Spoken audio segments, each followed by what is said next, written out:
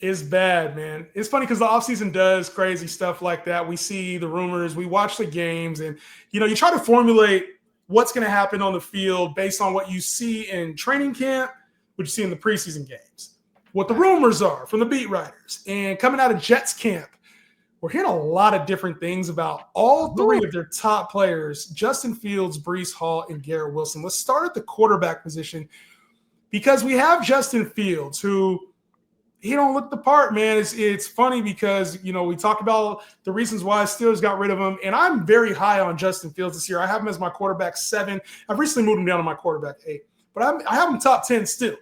And it's purely because the rushing upside, but the passing has not been there. It was kind of inept over the weekend. Do you think Justin Fields is still dealing with the toe injury that he suffered a few weeks ago? This was expected to keep him out for a while. This is where I'm at with it. I kind of feel like the toe injury was there. We're getting a little inconsistency because he's playing through an injury. Is he just bad? That's a million injury, or he's just bad. I like how you served that up. I mean, look, he could be bad, but the toe injury, I don't think so. I think right now we haven't seen 100% of like full football from the New York Jets. I think they've been very pulled back in what they want to do with Justin. And I know that the passing has not improved in the sense of like, hey, he's going to throw for 4,000 yards. No, I'm expecting literally under 3,000. If anything, we're going to keep it a bean. But reason why he is so valuable in fantasy, though, is some wheels, man. It's the legs. And I think, when we look at Justin Fields, there's actual reality. He could put up 1,000 yards on the ground in double-digit rushing touchdowns. You ain't going to get double-digit rushing touchdowns out of Lamar Jackson. You damn sure ain't going to get it out of, Jaden Daniels. But I think that there's upside that he could do that. He had 800 rushing yards last season. But I do think that the actual ceiling is like above that 1,000-yard mark on the ground from Justin Fields, and him having Garrett Wilson is obviously like he's going to be hyper focused, and I think Wilson can work out there to catch and make some big plays, et cetera, but I think Justin Fields right now, I have him at my QB 10, but I'm like flirting with putting him ahead of Caleb because I have Caleb at QB 9 right now. So I'm flirting. I know that, and a lot of folks haven't budged to crack top 10 for Caleb, but I'm sold. I'm sold in the preseason. I mean, this ain't on the dock, but I'm sold on preseason from Caleb Williams. So yeah, we have to revisit that for sure. We're gonna have to revisit. But I do think Justin Fields has that upside and have that vision that you could paint that picture in your head to take him off the board when you get to like that 8th, 9th round because the upside. So I do think that we're a little bit hesitant. Like the Jets were a little bit hesitant, at first with the toe injury, but I think we'll see more once the season unfolds. I want to say with the Bears, even in the year where he only passed for like 2,500 yards, he finished as a QB6, and that's because he had 1,100 yards rushing. That's the same type of upside he possesses now. And to be honest with you, I think it's probably greater. There's less weapons even with the Jets than he had with the Bears. He's probably more likely to use his legs because he knows he's playing for his job right now. This is his last chance as a starter. If it doesn't work out for Justin Fields this year, it will never work out, unfortunately, for Justin Fields. His last chance to prove he is a starting caliber quarterback in the NFL. They gave him a 3-year deal, so he has the long leash to last throughout the year. We're talking about a candidate. It's shorter than that. It's 2 years. 2-year deal? 2-year deal, I believe. Yeah. I know they paid him, so that's the good thing about it. And the cool part is he has a chance to lead the league, set the record, set the rushing record. He has a chance to set the rushing record for the quarterbacks this year. He does. Good. He has a chance to crack Lamar's record. So I think Justin Fields as a runner is what you're excited about. As a passer, maybe there's going to be some little inconsistencies throughout the year. But I value that. I value that rushing upside, that rushing floor, and just the spike weeks of like those. You talked about the rushing touchdowns. Those are 30, 40-point games we now get out of Justin Fields. And I think that's the part people are missing with him going outside of the top 12 quarterbacks right now. I'm cool with 1 touchdown, 2 picks, 2 rushing touchdowns. I'm good with that. I'm good with that, baby. Let's go. Let's ride. Especially one of his, he cranks out them 40, 50-yard touchdowns sometimes. Yeah, that's what I'm saying. Folks is not really understanding he is dangerous in open field. Like, he'll take it from his own 40, and he'll damn near get it to the end zone. Like, that's literally what he possesses on the board. Another player on that team who possesses the exact same skill set, the Breece Lightning. What happened to him, bro? Everybody was on him last year, first round. We're looking at a whole different year from him because there's a lot of hype right now about Braylon Allen, which I love Braylon Allen. I think he's going to have a phenomenal role in here. You don't sound like you love him. How you said that? Oh, I do. No, I do. I think Braylon Allen. I gotta do a temp check. I gotta do a temp check sometimes. Nah, Braylon Allen's him. He's one of my top back end running back, the running back twos, the backup running backs. He's one of my favorites to draft. I think the upside's there for a 10+ touchdown season for Braylon Allen. But I think what people are doing is saying that if he plays well, that means Breece can't reach the levels that we want him to reach. And that's where I disagree. I think Breece is struggling right now in camp, probably frustrated with his role, frustrated with the fact he didn't get a contract and that this is a new regime. But Breece, it doesn't look the part right now, preseason-wise. It doesn't look like the Breece that we've seen and come to love and the guy that could finish top 5 at the position. But there's been everything out of camp saying that he's going to be a vital part of the passing game role, LQ. This has been mentioned. We haven't seen it yet. Where you at with Breece Hall is going into the 3rd round. It feels like a value. It also feels like a name who's disappointed us in the past. Fading, Jeff. I'm fading? How you fading, bro? Talk to me about the fade, because the fade is crazy. I've come to the point now in that 3rd round. We spoke about it, bro. Like that 3rd round, there's a lot of guys there. The Chase Browns, the Kyrons, the Tyreek Hill. Like you can go any position that way.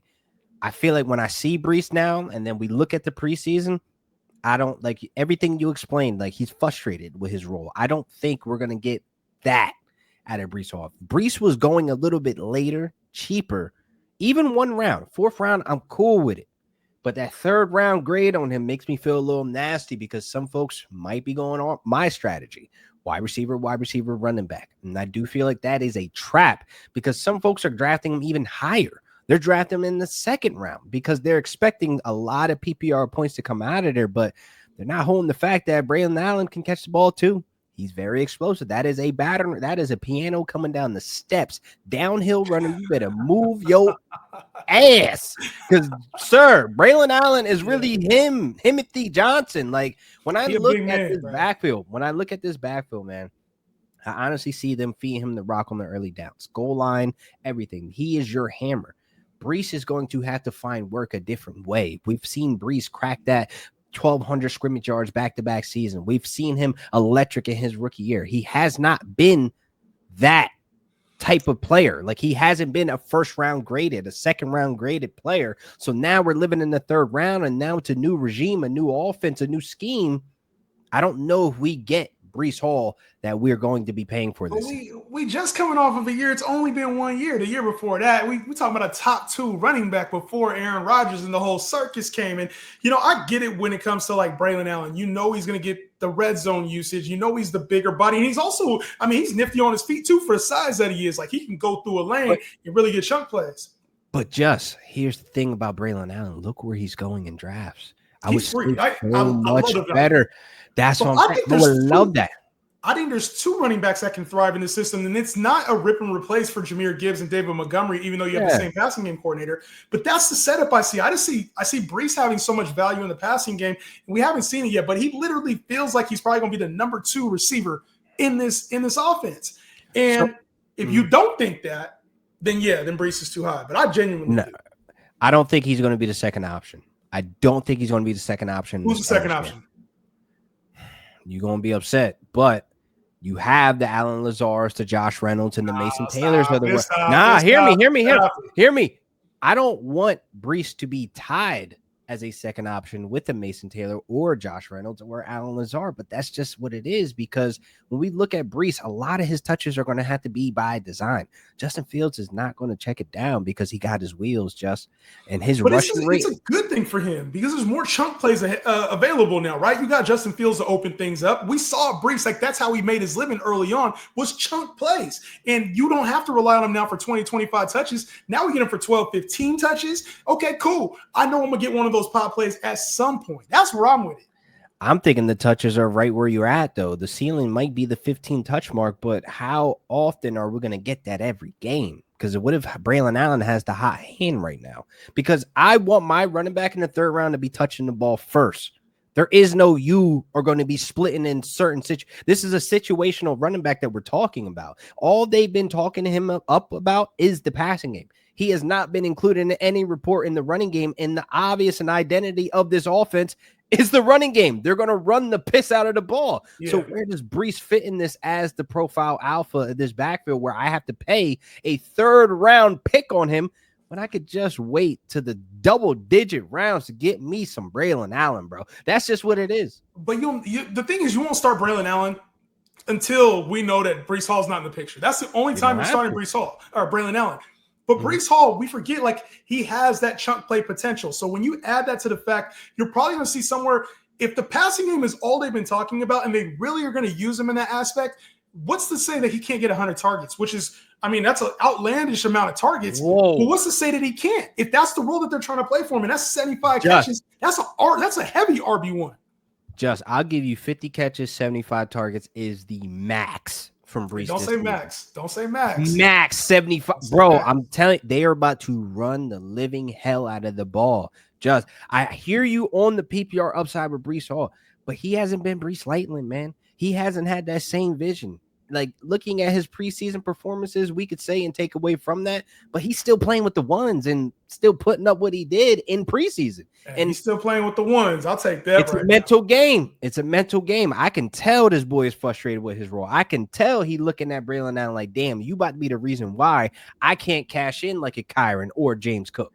We're going to have to see, because Braylon has to play better. He played good at times last year. We saw flashes, especially early, and then later on we had Izzy Davis, and now we've been talking about this three-headed monster, so to speak. Isaiah Davis. Yeah, that's another wild card, bro. That is another. I'm not. You buying him to really him being part of this three-headed monster? Because I'm not. No. I'm buying that he could be a thorn. Why not? He could definitely be if he's 6 to 8 touches, that's cool, but ain't nothing worthwhile. He don't need to touch the ball. Don't touch the ball. Don't touch it at all. That's how I'm coming. I don't need no 3-headed monster or a thorn, bro. Yeah. Dude.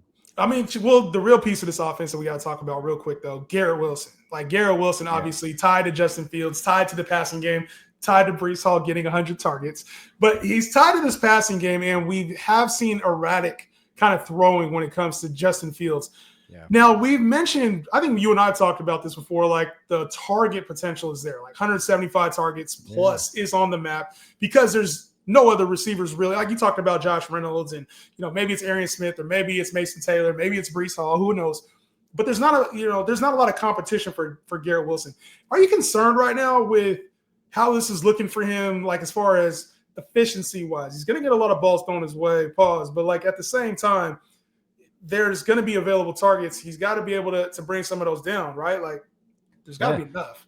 You're going to buy tickets to the circus, all right? There's going to be a lot of ups and downs, and there's going to be scary moments when you have them. But look where you're getting them in drafts. You're not spending that first round or second round capital. So I look at him as a guy that I could see myself frequently swapping in and out because, again, just if you don't know now, everybody that's listening is tapped in. I'm going heavy wide receiver. So I feel like he's going to be a complementary piece to my roster. He's not going to be somebody I'm going to be wholeheartedly looking for every single week as my wide receiver too. I put him in the same basket where it comes to DK Metcalf. These guys are going to get fed volume. So that opens up opportunity and a high rate for them to make said plays, to have that ceiling, to be the focal point, obvious function of their offenses. So 140 targets for Garrett Wilson, eat that up. That's about 100 catches. We can get that or less. But we look at Justin Fields as a passer.